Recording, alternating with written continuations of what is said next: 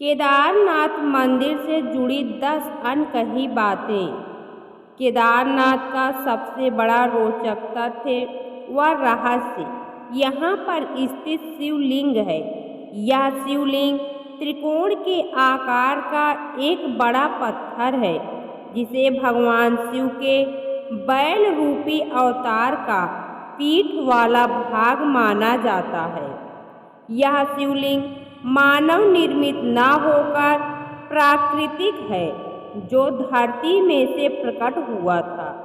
इस शिवलिंग के निर्माण के पीछे महाभारत के समय काल की पांडवों व भगवान शिव से जुड़ी कथा प्रचलित है। इसमें महाबली भीम शिव के बैल रूपी अवतार के पीछे वाले भाग को पकड़ लेते हैं, जिस कारण वह भाग वहीं रह जाता है। बैल के 4 भाग 4 अन्य स्थानों पर प्रकट होते हैं। इन्हीं 5 स्थानों को सम्मिलित रूप से पंच केदार के नाम से जाना जाता है। दूसरी बात, केदारनाथ पंच केदार में से एक होने के साथ साथ 12 ज्योतिर्लिंग में भी एक ज्योतिर्लिंग है। दरअसल एक समय में नर व नारायण इस जगह पर भगवान शिव की तपस्या कर रहे थे। उनकी तपस्या से प्रसन्न होकर भगवान शिव ने उन दोनों को दर्शन दिए।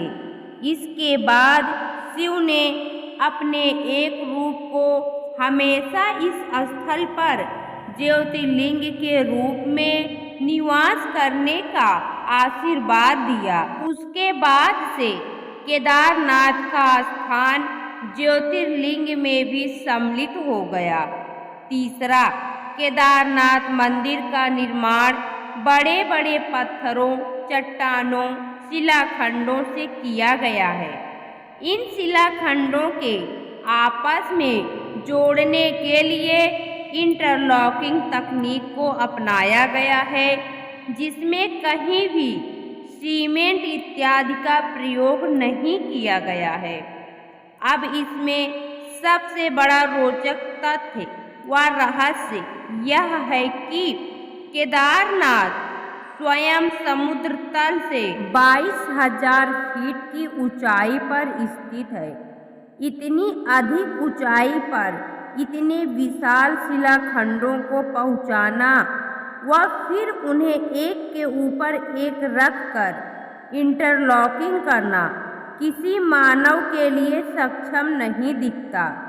मंदिर निर्माण का यह अद्भुत रूप इसे और रोचक बना देता है। चौथा, केदारनाथ मंदिर भक्तों के लिए केवल 6 माह तक ही खुलता है।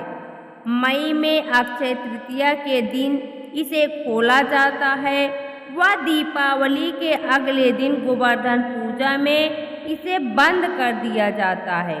इसके बाद मंदिर के कपाट 6 माह तक बंद रहते हैं और भगवान शिव के प्रतीकात्मक स्वरूप को नीचे उसी मठ में स्थापित कर दिया जाता है। ऐसा इसलिए किया जाता है क्योंकि उस समय यहाँ भीषण बर्फबारी होती है। इस कारण वहाँ के स्थानीय नागरिक, दुकान वाले, प्रशासन के अधिकारी व अन्य लोग वहाँ से नीचे रहने चले जाते हैं। इस दौरान केदारनाथ धाम जाने के सभी मार्ग बंद हो जाते हैं और यह स्थल पूरी तरह से सुनसान रहता है। पांचवा, केदारनाथ के मुख्य मंदिर से आधा किलोमीटर से भी कम दूरी पर एक मंदिर है, जिसका नाम है श्री भैरवनाथ मंदिर।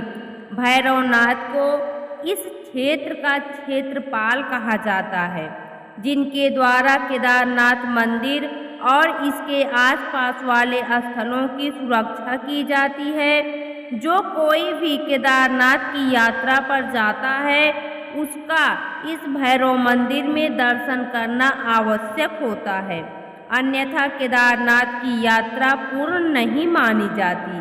सर्दियों में बाबा भैरवनाथ के द्वारा ही केदारनाथ मंदिर की सुरक्षा व पूजा की जाती है। छठवां, इसका एक और सबसे बड़ा रोचक तथ्य है, यहाँ जलने वाली अखंड ज्योति या दीपक दरअसल जब मंदिर के पुजारियों के द्वारा सर्दियों में मंदिर के कपाट बंद कर ताला लगा दिया जाता है, तब मंदिर के अंदर एक जलता हुआ दीपक छोड़ दिया जाता है। इसके 6 माह के पश्चात जब मंदिर के कपाट पुनः खोले जाते हैं, तब वह दीपक उसी तरह जलता हुआ पाया जाता है। इसके साथ ही ऐसा प्रतीत होता है कि जैसे कल ही किसी ने मंदिर में पूजा अर्चना व साफ सफाई की हो। 2013 में आई भीषण त्रासदी के बाद जब मंदिर के कपाट मई माह में खोले गए थे, तब भी यह अखंड ज्योत 7वां वर्ष 2013 में केदारनाथ में आई प्राकृतिक आपदा के बारे में कौन नहीं जानता। यह आपदा इतनी भीषण थी कि लगभग 10,000 से ज़्यादा भक्तों की मृत्यु हो गई थी व केदारनाथ जाने का मार्ग व अन्य स्थल पूरी तरह से तहस नहस हो गए थे। लेकिन आश्चर्य की बात यह थी कि मुख्य मंदिर को कुछ भी नुकसान नहीं पहुंचा था। इसका कारण था बाढ़ के पानी में बहकर आई एक विशाल चट्टान, जिसे आज हम भीमशिला के नाम से जानते हैं। 2013 में जब बाढ़ का पानी तेज गति से केदारनाथ मंदिर की ओर बढ़ रहा था, तब उस पानी के साथ एक शिला चट्टान भी बहती हुई मंदिर तक आई और ठीक मंदिर के पीछे आकर रुक गई। बाढ़ का पानी उस चट्टान से टकराकर 2 भागों में बंट गया और मंदिर के दोनों ओर से निकल गया। इस कारण मंदिर को कुछ भी नुकसान नहीं हुआ था। यह एक चमत्कार ही था जिसे संपूर्ण विश्व ने देखा था।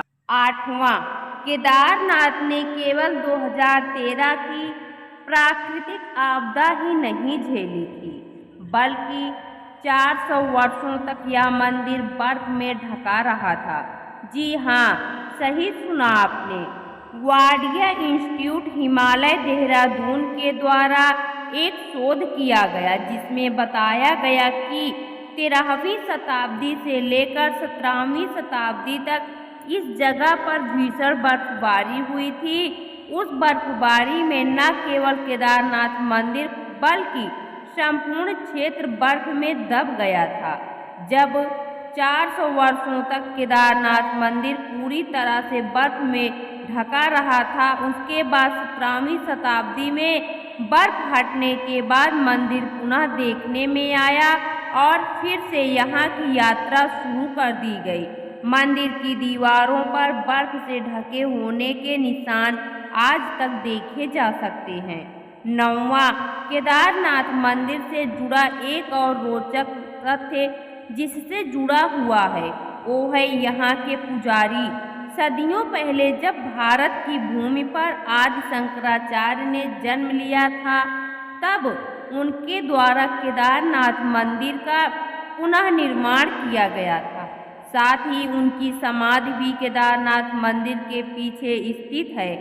आदि शंकराचार्य के द्वारा केदारनाथ मंदिर की देखभाल व पूजा अर्चना का कार्य कर्नाटक राज्य के वीरशैव जंगम समुदाय के ब्राह्मणों को सौंपा गया था। तब से यह परंपरा आज तक चली आ रही है। इसके साथ ही मंदिर के सभी पूजा अनुष्ठान कार्य कन्नड़ भाषा में ही किए जाते हैं। 10वां, पुराणों में यह भविष्यवाणी की गई है कि भविष्य में केदारनाथ धाम लुप्त हो जाएगा।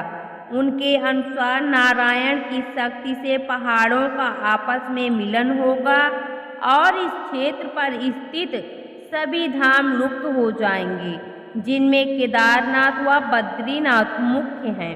पहाड़ों के आपस में मिलने से इन धामों के मार्ग लुप्त हो जाएंगे और ये एक रहस्य बनकर रह जाएंगे। पुराणों में भी यह कहा गया है कि इसके बाद एक नया धाम बनेगा जिसे भविष्य बद्री के नाम से जाना जाएगा।